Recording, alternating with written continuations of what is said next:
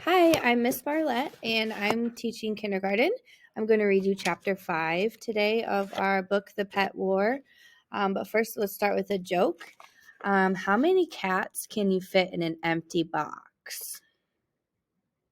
Just one, because then it's not empty anymore. All right, chapter 5. Saturday, March 3rd, money saved $0. Malcolm and I were in his backyard, which was just a few streets away from mine. "Watch this," I shouted, getting ready to amaze him with my soccer juggling skills. Soccer juggling is when you bounce the ball from one foot or leg to another foot or leg without the ball hitting the ground. I once juggled a ball 42 times in a row. No one else on my team could even come close. I bounced the ball twice on my knee. One, two, and then the ball careened awkwardly and landed on the grass. "Impressive," said Malcolm, clapping. "You are so not funny." I nudged the ball to him, but a little too hard, and it skittered past and into his bushes. "Sorry, I'm distracted, that's all. I have less than a month to raise $500.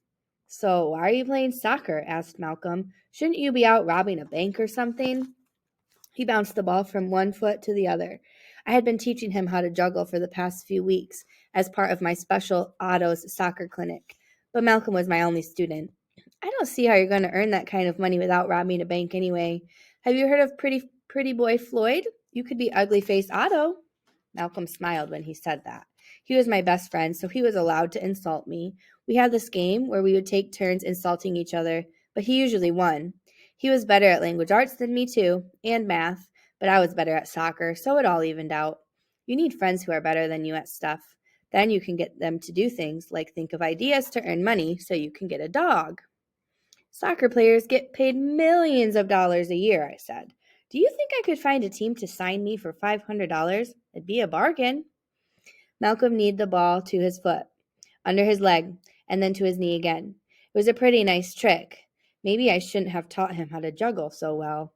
Then he kicked the ball back to me, and now it was my turn to show off my soccer skills. After all, I was the soccer star here. I bounced the ball twice on my left foot, hopped right, and then smacked it too hard, and the ball rolled into the bushes again.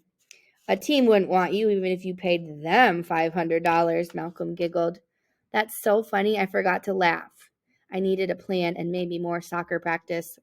I can't let Lexi win. I'll never hear the end of it. I just need one great idea to raise cash and I'm all set." I snapped my fingers. "I know. I could expand Otto's soccer clinic. Show kids how to juggle. I'd make a fortune." I nudged the ball up on my right knee, bounced it on my left knee, my right foot, and then into the bushes again. I really needed to practice.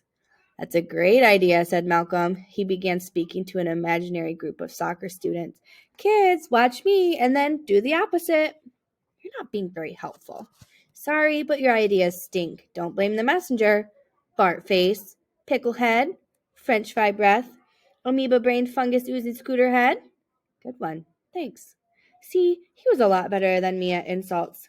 "But I have a money-making idea that you'll think is simply brilliant," I said. I had done a little research on the computer that morning. I just needed to find the right idea. Easy, well-paid, and not impossible, maybe. "Ready?" Malcolm nodded. "Are you sure?" Malcolm nodded again. "Here I go. Just tell me already. I can move to Hollywood and get my own TV show." He stared at me. "Really? That's your genius plan? You can't act, or dance, or sing." "But I have Hollywood good looks. TV actors make a mint, or I could just get a reality show because anyone can have one of those." "Great idea. They would call it The Biggest Total Loser," Malcolm suggested with a laugh. "I'm serious." "Well, that's what scares me," said Malcolm. "You'll never get your own show. What else do you have?" "Okay, this next one is excellent. Really." Malcolm didn't look convinced. "I could become a lawyer. Lawyers get paid like $500 an hour. I would work for 1 hour and I'm done." But Malcolm didn't even have to respond to that last idea for me to know it was lousy. "You need to start smaller," Malcolm juggled as he talked, barely paying attention to what he was doing, but he kicked it flawlessly. "How about doing work around the neighborhood?" "You mean like real labor? It could take weeks to make $500 if I had to actually work for it." "Then you better get started," Malcolm continued, his fancy footwork I would have to put in some extra practice time if I was going to remain the team soccer juggling champion. But I had to admit it, Malcolm's idea made sense. That's why they call it earning money. Besides, I'd do just about anything to remove that smirk from Lexi's face, even if it meant a real day's work.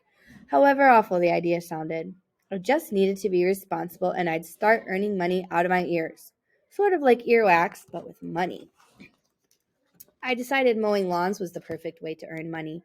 I was wrong. Our lawn doesn't need to be mowed. Come back in June, said Mr. Weinstein, patting his stomach. I'm not sure why he patted his stomach. Maybe he just ate. You don't get a stomach as big as his without eating a lot. Exercise isn't really his thing. That's why I thought he would be eager for someone to mow his lawn. The next house wasn't any better. Aren't you a bit early in the season? Said Miss Strepp. She didn't have kids, so I figured she'd be a sure customer. People without children love hiring kids to do stuff. I think it's because they feel guilty that other people raise kids while they go on fancy vacations all the time. Are you nuts? Go away, said Mr. Parris, who closed the door on me. Mr. Parris wasn't the nicest neighbor, but when you need money, you can't be choosy. Even mean people have cash. So maybe I hadn't thought through the lawn mowing idea very well. Finding a lawn to mow was as easy as eating horseradish, and I've already told you my feelings about horseradish. I guess March isn't the best time of year for lawn mowing. I had wasted almost an hour and a half knocking on doors and hadn't made a red cent, or any colored cent. I didn't know what Lexi was doing, but I wouldn't have been surprised to learn she was raking in the dough. Knocking on doors all day is tiring, especially when wheeling around a heavy old lawnmower. After steering it back in our garage, I grabbed a cold bottle of soda from our fridge and practically downed it in one gulp. But before I tossed the bottle in the trash, I couldn't help but notice the words printed on the side of it. Deposit, 5 cents. That means I could get a nickel for every bottle I brought back to the store. Now, a nickel isn't a fortune, but I bet if I walked around the city, I could find hundreds of empty bottles in no time. I just needed 1,000 bottles and I'd be set. Or maybe I needed 10,000 bottles. I had a hard time carrying the zeros, but money was money. Why am I coming along? Howled Malcolm. I dragged my old red wagon behind me as we walked down the sidewalk toward the park. The wheels were really rusty and made a loud squealing racket when they rolled, so we had to yell to be heard. I have better things to do. What was that? I asked, shouting. Better things to do, he screamed. I have better things to do. Like what? What? Like what? I stopped dragging the red wagon so we could talk. I could be doing lots of things, said Malcolm. Brushing my teeth, watching paint dry, really anything in the whole world. I'm not the one who wants a dog. But best friends help best friends. Do you want Lexi to win? Of course not. Do you want to see her demolished like an old soda can smashed into smithereens and then thrown into a trash compactor? I don't know, said Malcolm. That sounds a bit harsh. Harsh? We're talking Lexi. We're talking cats. Do you want me to lose? Malcolm shook his head. Then let's go. I yanked the red wagon forward. If Malcolm said anything else, I couldn't hear it. I think he might have groaned. But didn't Malcolm know that this was war? War isn't for the squeamish. It was kill or be killed. Dog eat dog. Or, rather, dog eat cat. We arrived at the park and walked down the long gravel parking lot. There were no cars. Although the park was empty, people always left bottles behind. Our family went on a picnic a few years ago. This was before Mom and Dad got divorced, and we found 4 bottles without even trying. Dad flew off the handle, saying litterers didn't respect the environment, and he used a bunch of other words, some not very nice, but the more people littered, the more moolah for me. Hopefully there was an epidemic of littering going on. Malcolm and I had the entire park to ourselves. It was a bit chilly. Maybe if it were warmer, there would have been more bottles. After about 20 minutes of searching, we found one. This stinks, I complained. You'd think someone would trash this place up a bit. Why is this park so clean anyway? Some people like clean parks, said Malcolm. Sure, cat lovers probably, I grumbled. We spent the next hour walking around looking for bottles. We even walked all the way to Grand River Avenue with its long strings of stores and lots of people. There weren't humongous mega stores. It wasn't that sort of downtown, but there were a couple dozen smaller places like the Wow Cow ice cream parlor, Schnood's grocery store, Dry Cleaners Dry Cleaning, that's what the sign said, Hair Sensations Beauty Salon, the library, the You Petcha Pet store, a couple of restaurants, and so on. Ever since I started middle school, Mom let me bike out there. She said I wasn't old enough when I was only in 5th grade. She said it wasn't safe. I argued that it wasn't safe anywhere and that a meteorite could land on me in the backyard. It could happen, maybe. So then Mom said I couldn't play in the backyard anymore either. Luckily, that only lasted a couple of days, and fortunately, no meteorites ever landed. But here, it was like the town had gone green overnight.